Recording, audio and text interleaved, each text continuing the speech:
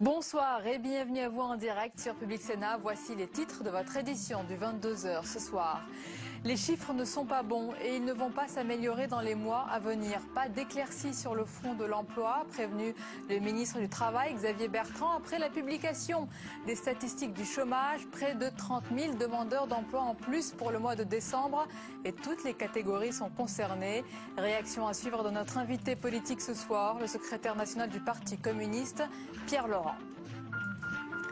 C'est une fin de semaine très chargée et très politique aussi qui s'annonce. Demain, François Hollande présentera les détails et le chiffrage de son programme en fin de matinée avant de débattre dans la soirée avec Alain Juppé à la télévision. Et dimanche soir, c'est Nicolas Sarkozy qui sera à la manœuvre. Une prestation d'1 heure pour dévoiler un dernier train de réforme et surtout tenter de refaire son retard sur le candidat socialiste. Débat et analyse ce soir avec les journalistes David Revaud-Dallon du Monde et Charles Jégu du Figaro. L'affaire des fadettes du Monde connaît un nouveau rebondissement alors que le procureur Philippe Courroy est mis en examen pour l'obtention des factures téléphoniques détaillées de journalistes qui enquêtaient dans l'affaire Bettencourt. Le quotidien Le Monde porte de nouveau plainte contre lui et cette fois-ci devant le Conseil supérieur de la magistrature. On en parle avec le journaliste du Point Christophe Labbé, auteur du livre L'espion du président. C'est tout à l'heure. Voilà pour le sommaire de votre 22h. Merci d'être en notre compagnie ce soir. Il y a environ 29 700 demandeurs d'emploi supplémentaires pour le mois de décembre. Les statistiques du chômage se suivent et se ressemblent malheureusement. Et pour ce mois, toutes les catégories sont concernées. La situation se complique notamment pour les chômeurs de longue durée. Tous les détails avec Paul Bouffard. Mois après mois, la France compte désormais plus de 2 800 000 chômeurs sans aucune activité. L'an dernier, 152 000 personnes ont perdu leur travail, une hausse de 5,6% de demandeurs d'emploi. Selon les chiffres du ministère de l'Emploi, les femmes sont davantage touchées, 7% de demandeuses d'emploi de plus. Mais la principale hausse touche les travailleurs seniors. Ils représentent plus de 20% des inscrits à Pôle emploi. Le scénario chômage est de plus en plus noir. Ce soir, Xavier Bertrand, ministre du Travail, appelle à la résistance. Selon lui, on doit contenir le chômage, empêcher son explosion. Il faut aussi aller chercher davantage de compétitivité.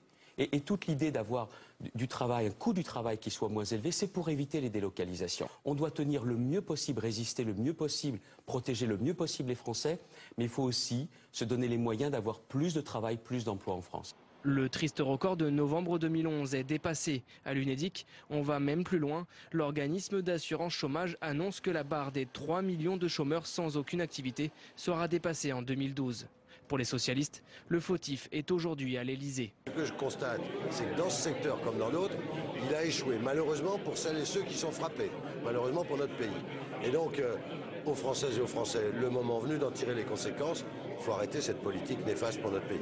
Dimanche soir, devant les caméras, Nicolas Sarkozy dévoilera une nouvelle série de réformes, dont la très controversée TVA sociale.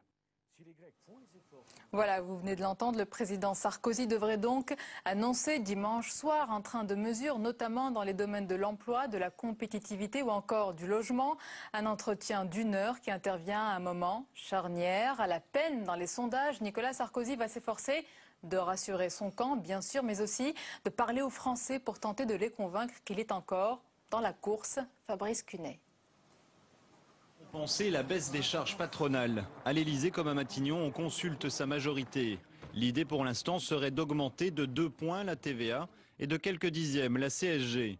Philippe Marigny est l'un des invités de ces réunions de travail. Si certains critiquent cette TVA sociale à l'UMP, lui la soutient, mais pas à n'importe quel prix. Moi je pense que c'est une mesure qui ne doit pas s'appliquer brutalement et sans contrepartie.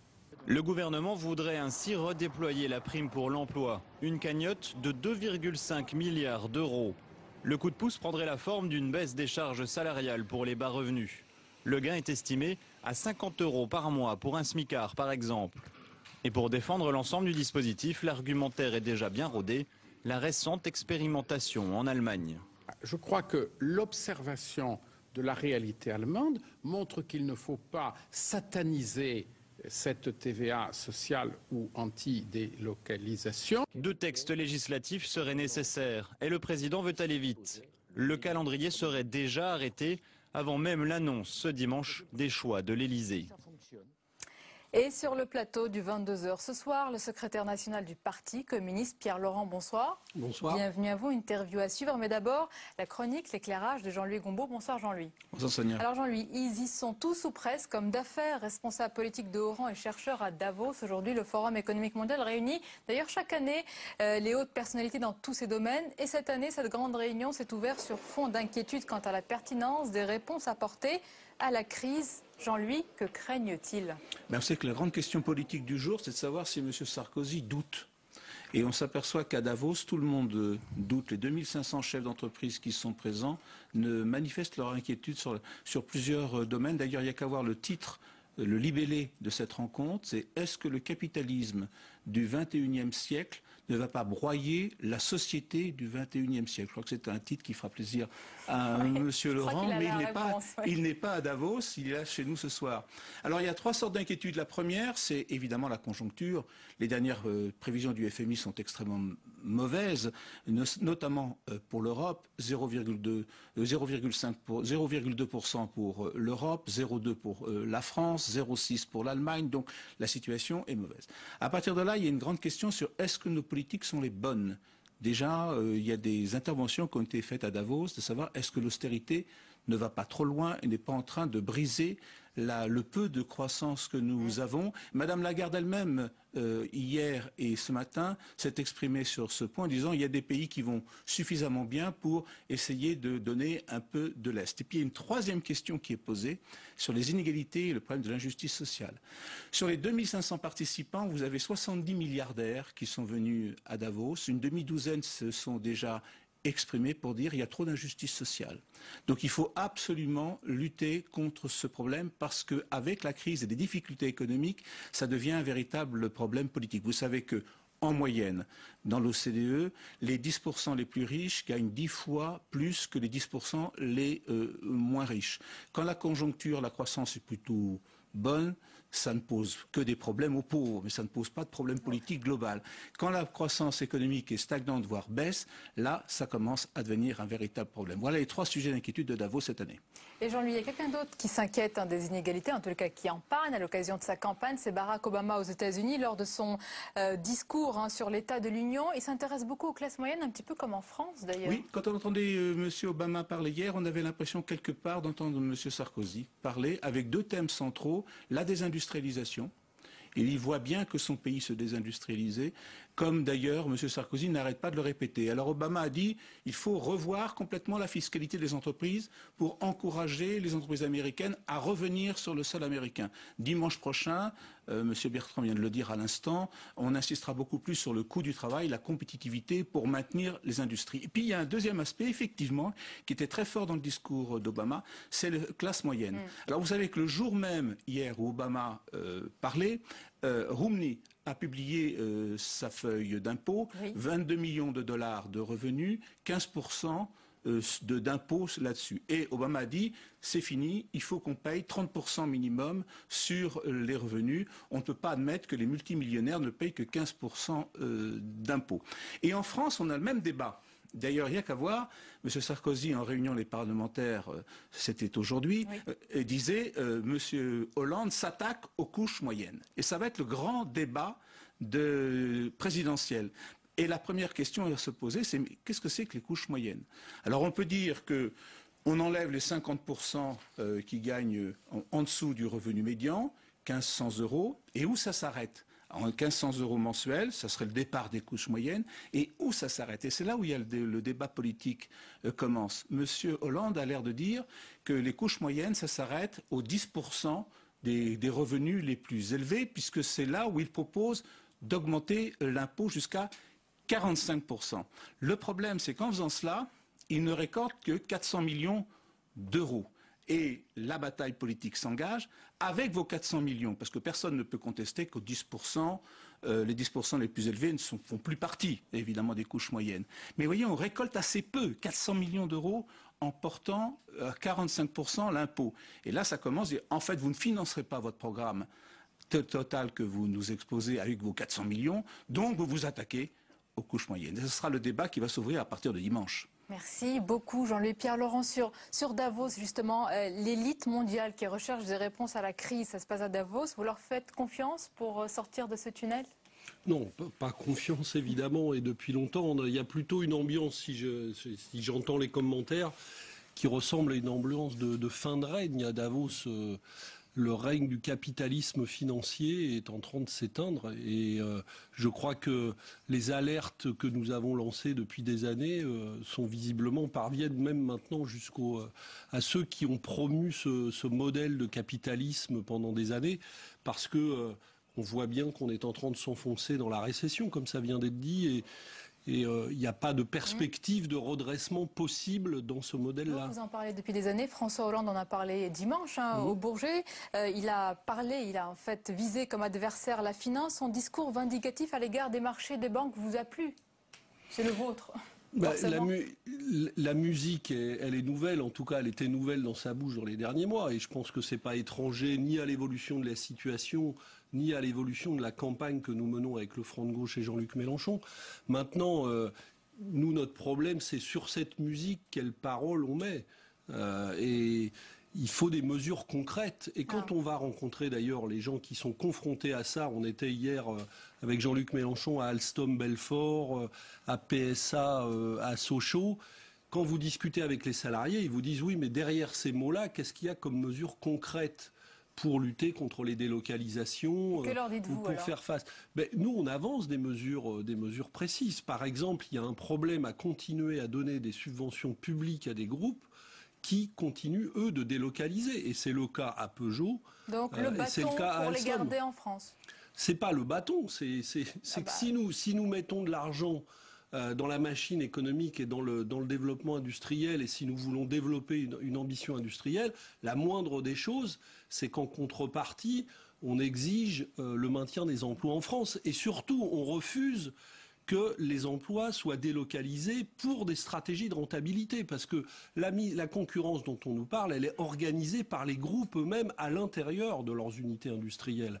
Et souvent, on délocalise pour aller produire ailleurs moins cher, tout simplement, et continuer à gonfler les marges de rentabilité. C'est ce type de compétitivité, entre guillemets, que nous mettons en cause. Jean-Louis. Et si vous supprimez les subventions en question, est-ce que la délocalisation ne va pas aller plus vite ? Non, mais la délocalisation, elle bat son plein aujourd'hui. Il suffit d'aller dans les entreprises, on va partout. Nous, toutes les entreprises où moi je vais en ce moment pendant la campagne, on rencontre des gens qui doivent faire face à ça. Donc, qu'on ne nous dise pas que ça va s'accélérer. Ça n'arrête pas de s'accélérer en ce moment où on mène ces politiques d'aide. Mais par contre, nous ne disons pas qu'il faut arrêter les aides ou qu'il faut, au contraire, il faut une politique publique industrielle et probablement, mais il faut effectivement des contreparties et du contrôle et probablement des droits nouveaux aussi dans les entreprises pour les salariés. Je reviens quand même sur le discours de François Hollande parce qu'il a été important. Finalement, on attendait au Bourget dimanche dernier un discours teinté de rose pâle. On se retrouve avec un discours plutôt rouge. Est-ce que finalement, s'il partage vos idées, François Hollande, pourquoi vous n'allez pas ensemble, unis, derrière lui, au premier tour de la présidentielle? Non, mais on vient de voir, il y a eu des choses qui évoluent parce que il y a des réalités qui s'imposent à tout le monde. Et puis, il y a des électeurs qui... François Hollande doit écouter aussi ses électeurs qui portent des idées que nous avançons. Mais maintenant, il reste des débats à gauche et il y a des contradictions qui demeurent dans le discours de François Hollande. Capte une partie de votre électorat populaire. Une fois, quand on dit on va arriver à l'équilibre,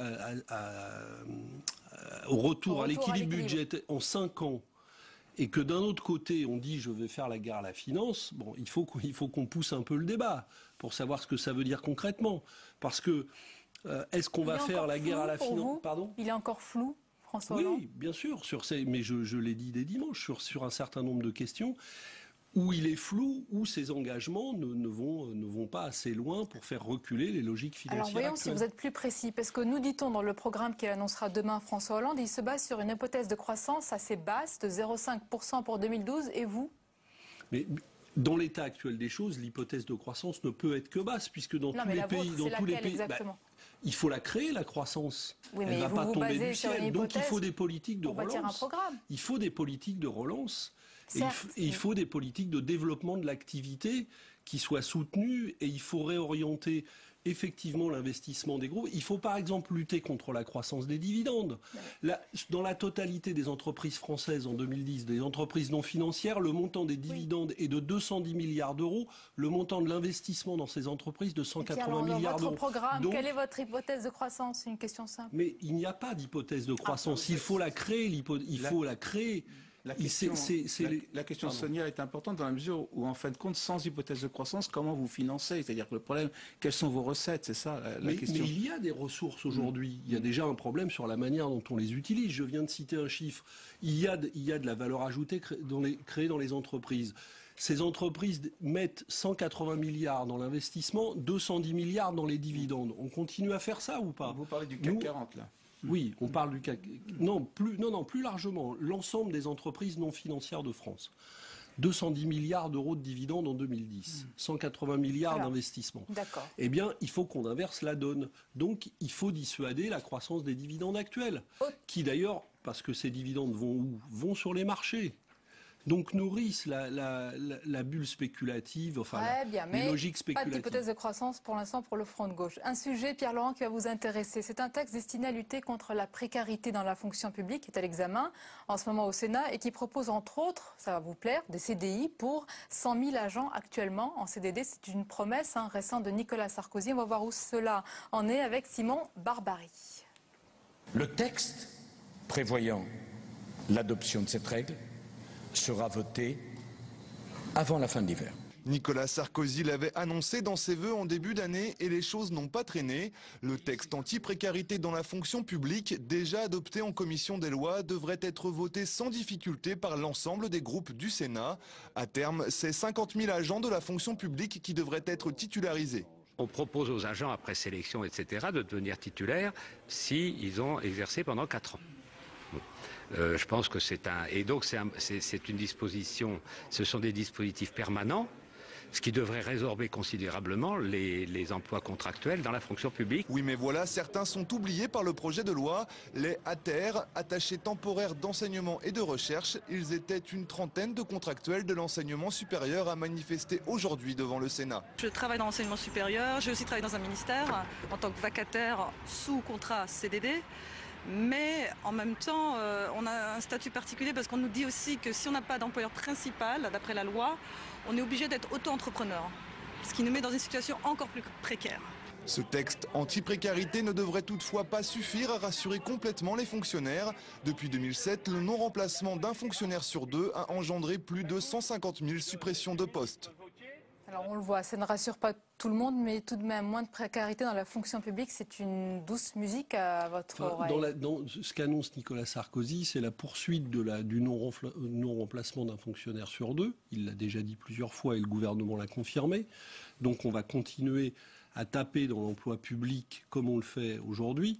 Et puis pour ce qui est des précaires, je rappelle que des non-titulaires, il y en a 800 000 dans la fonction publique aujourd'hui. C'est une goutte d'eau pour vous ? 800 000. Donc si on veut sérieusement lutter contre ça, il faut que la politique aille très au-delà de ce qui est annoncé. Mais on voit bien qu'il y a un certain nombre de mesures, alors qu'il va confirmer un cap, Nicolas Sarkozy dimanche, et probablement l'aggraver, qui est un cap extrêmement inquiétant pour le pays. Il essaye d'envoyer quelques contre-feux. Il a déjà fait ça à la veille de l'annonce de la TVA sociale justement, sur la taxe Tobin. Mais en fait, c'est la même politique qui sur le chômage, il y a de mauvais chiffres, mais il a raison. Oui. Nicolas Sarkozy devrait annoncer dimanche des mesures. Il a raison de se battre jusqu'au bout. Quelles mesures? Parce que Nicolas Sarkozy, il a fait un soi-disant sommet social il y a quelques semaines. S'il avait des mesures à annoncer et qu'il voulait les mettre en débat sérieusement et qui pensait que c'était des mesures sociales, il aurait dû les mettre en débat avec les organisations syndicales. Pourquoi n'a-t-il pas annoncé ces mesures au sommet social? Parce que celle qui va annoncer dimanche... Tout simplement parce que celles qu'il va annoncer dimanche seront très probablement refusées ou auraient été refusées par les organisations syndicales au sommet social, à commencer par la TVA, dont aucun syndicat ne veut. Confirmé. D'ailleurs, notre invité hier, Jean-Claude Maillet. Dernière question aussi étonné lorsque Nicolas Sarkozy a évoqué sa vie après la politique. Mais Jean-Luc Mélenchon, votre candidat, l'a fait aussi dans une interview à Gala. Ça vous a étonné qu'il souhaite écrire un roman d'amour? Ça lui ressemble? Il est doué pour, peut-être. Mais non, je ne sais pas si Jean-Luc a envie d'écrire un roman d'amour. S'il veut écrire un roman d'amour, c'est parfait. J'ai pas de... Non, j'ai aucun problème avec ça. Ni avec l'amour, ni avec les romans d'amour. Un roman d'amour avec les Français. Peut-être. En tout cas, je sens en ce moment, dans la campagne que nous menons sur le terrain, et puis tout le confirme. Non, je sens qu'effectivement, entre les Français et le Front de gauche, il se passe quelque chose. Ça se confirme notamment dans les enquêtes d'opinion. Merci. Oui, celle qui sera publiée demain aussi, Tout qui à fait, semble Pierre en progrès Laurent, à nouveau. Ouais. D'avoir été notre invité ce soir. Merci à vous, Jean-Louis. La suite du 22h, on a parlé tout à l'heure des classes moyennes. Elles sont au centre de toutes les attentions. Alors certes, elles représentent une réserve importante de voix, mais pourquoi leur conquête ou leur reconquête est si importante pour cette élection? On voit tout cela avec Mounir Soussi. Invisibles, oubliés, sans voix, plusieurs noms pour une même catégorie, les classes moyennes. Pour la majorité, le gouvernement a pris les mesures nécessaires pour défendre ces Français qui ont parfois l'impression d'être oubliés par les gouvernants. Avec la libéralisation des heures supplémentaires et la défiscalisation des heures supplémentaires. Ceux qui travaillaient plus avaient réellement, totalement, si je puis dire, le bénéfice de cela. Les droits de succession, on les a gardés pour les grosses fortunes, si je puis dire, sur les sommes très importantes, mais en revanche, on a supprimé les droits de succession pour que les gens puissent vraiment donner à leurs enfants sans que ceux-ci aient besoin de vendre finalement pour pouvoir payer les droits de succession. Des réformes qui ont aggravé la situation. Selon le PS, le quinquennat se résume à une succession de cadeaux aux plus riches, payés en grande partie par les classes moyennes. La fiscalité des classes moyennes a considérablement augmenté avec une hausse de la TVA au début de cette année, avec une hausse de l'impôt sur le revenu et on nous annonce une nouvelle hausse d'une TVA qu'on veut baptiser compétitivité ou sociale. TVA sociale contre quotient familial, les partis avancent leurs propositions et s'affrontent pour conquérir cet électorat convoité qui pourrait englober jusqu'aux 2/3 de la population. Le malaise est palpable selon une étude publiée aujourd'hui. Pour près de la moitié de cette catégorie, leur situation s'est dégradée ces 10 dernières années. C'est une fin de semaine très chargée et très politique qui s'annonce. Demain, François Hollande présentera donc les détails et le chiffrage de son programme en fin de matinée avant de débattre dans la soirée avec Alain Juppé à la télévision. Et dimanche soir, c'est Nicolas Sarkozy qui sera à la manœuvre. Une prestation d'1 heure pour dévoiler un dernier train de réforme et surtout tenter de refaire son retard sur le candidat socialiste. On en parle avec nos invités ce soir. David Revaud-Dallon, bonsoir. Bonsoir. Bienvenue à vous, journaliste au Monde. Et Charles Jégu, bonsoir. Bonsoir. Bienvenue, journaliste au Figaro. Alors Charles, ce dimanche, c'est une intervention, on l'a dit, cruciale, charnière pour Nicolas Sarkozy. C'est le cas? Ah oui, vraiment. Enfin, c'est certainement sa dernière intervention en tant que président de la République et non candidat déclaré à sa succession. Donc c'est un moment très important pour lui. Il a déjà fait un exercice très similaire le 27 octobre dernier. C'était juste après un sommet à Bruxelles qui avait été très difficile. Et le jour suivant, il avait donc fait cet exercice de pédagogie qui avait été très bien reçu et qui avait signé un peu le début de sa reconquête. Dans les sondages, il était assez bas et donc il avait récupéré quelques points. Là, pour lui, évidemment, c'est bis repetita, c'est-à-dire qu'il a rattrapé en partie le retard, une toute petite partie du retard qu'il avait accumulé vis-à-vis de François Hollande. Et puis, ces derniers 10 jours, les sondages ne sont plus aussi bons.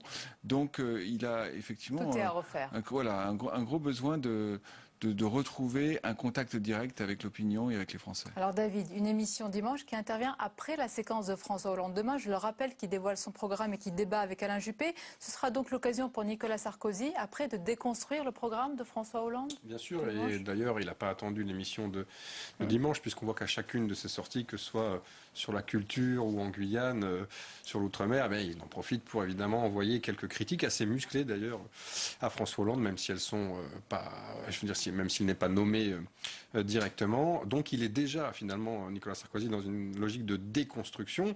Le problème, c'est qu'effectivement, c'est pour lui, on rentre dans le money time, comme on dit en basket. Il y a eu beaucoup de sommets européens de la dernière chance, avec beaucoup d'interventions du président de la République qui n'ont pas eu le moindre effet sur les sondages. La dernière batterie de mesures qui a été annoncée, notamment la TVA sociale, ne fait absolument pas bouger une courbe sondagière, une cote de popularité qui, je le rappelle, plafonne à 30% depuis près de 3 ans. Donc il y a quand même un gros souci. Et ce qui est intéressant dans la séquence qu'on vit depuis ce week-end, qui est tout à fait nouvelle, depuis le meeting de François Hollande au Bourget et le déplacement de Nicolas Sarkozy en Guyane, c'est que pour la première fois, on est rentré dans un mano à mano direct. Jusqu'ici, il s'évitait, il se cherchait un petit peu, il n'arrivait pas à rentrer frontalement en confrontation. Et là, c'est le cas. Et puis, le climat a un petit peu changé. Il y avait beaucoup de doutes sur la campagne de François Hollande. Il y a eu beaucoup de couacs de communication. Ce sont les éléments de langage du Parti socialiste. Mais ce qu'on peut constater, c'est qu'aujourd'hui, les socialistes sont regonflés à bloc, du moins pour un certain temps, et qu'à droite, pour la première fois depuis quelques jours, des doutes très forts s'expriment de la part de, Charles, vous allez le confirmer, de la part de personnalités très, très haut placées dans le dispositif Sarkozy. Avant de parler des personnalités, justement, sur ces fameux doutes du président émis lors de son déplacement en Guyane, est-ce que c'est un coup de blues passager? Est-ce que c'est un véritable trait finalement caché de sa personnalité ou est-ce que c'est de la communication? J'exclus les deux premières hypothèses. Quant à savoir si c'est de la communication, on peut débattre sans fin en politique. Dès qu'on parle à des journalistes, il y a toujours une part de communication. Non, j'y étais pas. Non, j'avais fait l'erreur de faire l'impasse sur ce déplacement. Je crois, du président depuis près de 2 ans. Enfin non, il y a eu beaucoup de off, mais un off aussi généreux devant plus de 15 journalistes. Ça faisait très longtemps effectivement qu'il s'était pas livré comme ça. Et je pense que c'est pas un coup de blues du président. Je pense qu'en revanche, il y a eu un coup de blues de la majorité après la prestation de Hollande. Mais pas. Quand même, je précise sur Sarkozy parce qu'il a fait cette remarque sur ce qui se passerait pour lui si jamais il était battu. Il répondait à une question d'un journaliste et il ne pouvait pas. Il a accepté d'y répondre. Bon, et il ne pouvait pas ne pas considérer l'hypothèse d'une défaite. Je veux dire, à partir du moment où on part au combat pour la victoire, il faut envisager la défaite. Donc, je veux dire, c'était assez. Il y avait rien. Il n'y avait pas de. Il n'a pas dramatisé ce moment et c'était pas crépusculaire. Un peu son camp en revanche, la façon dont les journalistes et un quotidien du soir ont pu faire écho de ce off à semer. Un quotidien du soir, cherchons le Monde a pu semer effectivement dans la majorité qui était déjà très friable une impression de sauf qui peut. Voilà. Mais minimise un petit peu quand même l'impact du propos présidentiel. C'est vrai qu'il s'agit d'une réponse à une question journalistique. C'est vrai qu'il y a de la stratégie de communication. Je pense quand même qu'il y a un petit peu de. Alors il reste à déterminer quelle part, un petit peu d'inconscient de la part du président qui quand même jusqu'ici faisait état d'une volonté inaltérable et d'une certitude absolue de l'emporter. On s'humanise, quel que soit le... Oui, alors non, mais c'est un débat intéressant et moi je crois que le but, alors justement, je crois que le but est vraiment de communication de Nicolas Sarkozy dans cette histoire, c'était de se montrer humain et surtout distant du pouvoir, capable de se désintoxiquer du pouvoir, contrairement effectivement à voilà. Évidemment, cette ligne d'attaque est très intéressante puisque on ne peut pas imaginer qu'il s'agit d'une déclaration spontanée. Je pense qu'elle a été identifiée par ses conseillers, notamment en opinion et en stratégie, et il s'agit de montrer un Nicolas Sarkozy plus humain, plus détaché, capable finalement.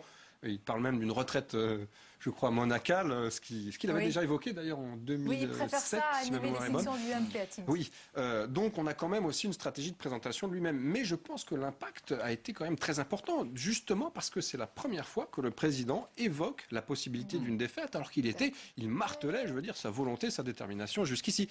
Quelque part, même si je n'irais pas dans le sens des socialistes qui expliquent que le doute a changé de camp, quelque chose a basculé ce week-end dans les dernières 48 heures. David, chez les socialistes, le Bourget a, semble-t-il, donné des ailes aux socialistes et à leurs candidats. Est-ce qu'il s'y voit déjà? Alors, j'étais avec lui toute la journée hier à Toulon, dans le Var, et hier à la Seine-sur-Mer. C'est vrai que François Hollande, quelque chose a changé. Il paraît qu'on le regarde différemment, c'est ce qu'il a dit. Oui, il a dit que quelque chose a changé, on le regarde différemment. Là encore, c'est un off avec des journalistes, c'est encore une stratégie de communication et de présentation de lui-même.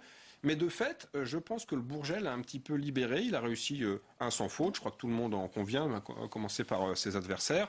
Sur la forme, sur le fond, c'était quand même assez charpenté à se restructurer. Il reste maintenant à réussir l'exercice de demain, celui des propositions, qui est un petit peu plus compliqué, parce que là, on va évidemment regarder les priorités, le chiffrage. Pouvez-vous confirmer juste un élément? On dit que dans le programme, il travaille sur une hypothèse de croissance basse de 0,5%. C'est le cas? Pour la première année, je vous le confirme. D'accord. Alors, Charles, demain, débat. Une belle affiche quand même. Alain Juppé face à François Hollande. Pourquoi d'ailleurs Alain Juppé? Pourquoi c'est lui qui a été choisi? Est-ce que, comme le disait Jacques Chirac, c'est toujours le meilleur d'entre nous, donc c'est lui qui y va? Non, en fait, à ma connaissance, c'est France 2 France Télévisions qui a proposé à Alain Juppé, ils n'avaient pas beaucoup de choix. Ils pouvaient demander au Premier ministre, éventuellement, ou à Alain Juppé pour faire face au candidat du Parti socialiste. Juppé a évidemment accepté. Oui. Pour Hollande, c'est assez curieux de débattre face à une personnalité qui n'est pas candidate elle-même. Je ne sais pas si c'est à son avantage. Je pense que de toute façon, ce face-à-face sera très bref. C'est 20 minutes. Et je m'attends plutôt à un match nul au total, parce que Hollande est un bon édredon, il sait très bien esquiver, et même si... c'est le même pronostic. Et même si Alain Juppé est très affûté, plus dans le cœur du sujet, puisqu'il est au gouvernement, je n'imagine pas que ça puisse vraiment faire la différence. Voilà. Plus important, excusez-moi de vous interrompre, mais plus important me semble être effectivement l'exercice de présentation de son projet, enfin présentation détaillée de son projet de gouvernement, parce que au fond, il a réussi l'exercice de remobilisation militante dimanche, mais là on entre dans le dur, dans le sérieux, et déjà on se rend compte que les propositions qu'il a faites dimanche sont pour beaucoup soit pas du tout inventives, soit carrément inquiétantes. Je veux dire, on imaginait qu'il renoncerait à ce qui avait été écrit dans le... Vous n'êtes pas tendre, hein? Ben oui, mais ce qui avait été écrit dans le projet du Parti socialiste, à savoir revenir sur la retraite à 60 ans, il pouvait le faire. La France a été dégradée, la conjoncture économique, Vous allez le reprocher de pas... Non, mais je constate, si vous voulez, qu'il prend des risques. Le programme socialiste. Non, mais je constate qu'il prend des risques vis-à-vis des observateurs internationaux et du contexte économique. Voilà, donc, des risques de crédibilité. Moi, je ne vais pas rentrer dans le débat partisan, mais c'est vrai qu'il y a cette séquence chiffrée pour tout le monde, d'ailleurs. Cette séquence, elle est entièrement du meeting au débat contre Alain Juppé en passant par la présentation, elle est entièrement dédiée à, je dirais, donner la preuve de la crédibilité de François Hollande. Il a montré qu'il était capable de faire un bon discours, de mobiliser, c'était la première étape. Demain, il va présenter ses propositions. Alors, moi, je crois pas. Je crois que ce qui anime d'abord François Hollande, c'est un souci, et c'est son problème d'ailleurs, un souci de rigueur budgétaire et de prise en compte du contexte financier et budgétaire extrêmement dégradé. Et pour un candidat de gauche, c'est un problème. Parce que la gauche, qu'est-ce qu'elle doit faire dans une campagne? Elle doit toujours manier l'utopie, le rêve, faire rêver. Et là, dans ce contexte-là, c'est totalement impossible. Il n'y a pas une mesure qui soit susceptible de susciter, je dirais, un enthousiasme délirant ou démesuré ou de faire rêver les foules. Donc c'est quand même des mesures très ciblées. Après, elles peuvent être contestées sur leur crédibilité, leur financement, etc. Mais François Hollande, il est quand même très réaliste. D'ailleurs, très réaliste, c'était sa ligne de conduite pendant la primaire. On le voit avec cette hypothèse ça va être son de croissance problème. Qui est très basse. Voilà, hypothèse de croissance entre 0,5 et 0,7, si je ne me trompe pas, sur la première année. Le dernier étage de la fusée, c'est le débat contre Alain Juppé. Alain Juppé, c'est l'homme d'État par excellence. Je veux dire, il a exercé toutes les fonctions régaliennes, tous les ministères régaliens. C'est l'homme du gouvernement Fillon qui a sans doute la stature la plus importante.